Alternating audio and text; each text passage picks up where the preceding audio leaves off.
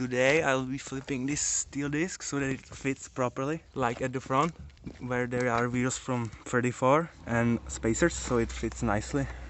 It looks really good, not like the back. We are trying a disc from other project that has max offset, so that almost fits, but we know that we will fit. It's good. So this is the disc. There are the welds that hold it.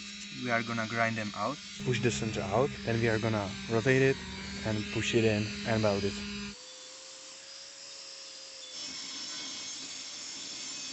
So we have prepared the I-beam that I'm gonna weld in so that the press can press the center of the wheel out or inside.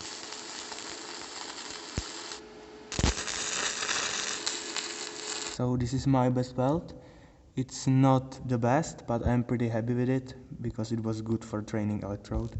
Why do they say measure twice, weld once? Because this jack doesn't work upside down.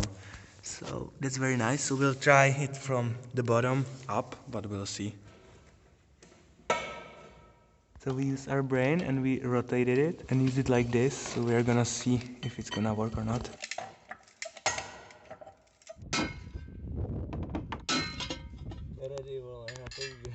Fitment.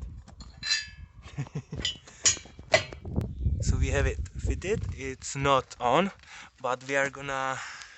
The fitment is good. We are gonna clean it, spot weld it. We're gonna get a tire on it and fit it. So we have it cleaned up and ready. And now we are gonna center this, and we are gonna spot weld it and fit it on.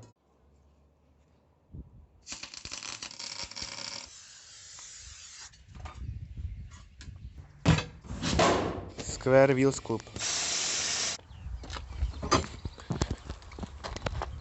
The moment of truth, we'll start it up and spin it.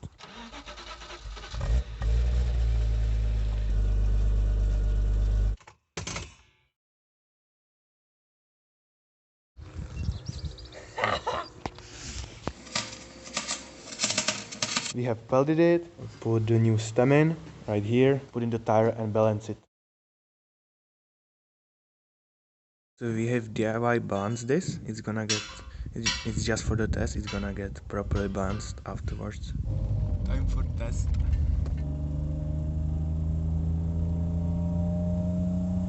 So we tested it. We couldn't notice any shaking or any of that. It looks really good. Here with the stem, it's good. And the fitment, like it could get better.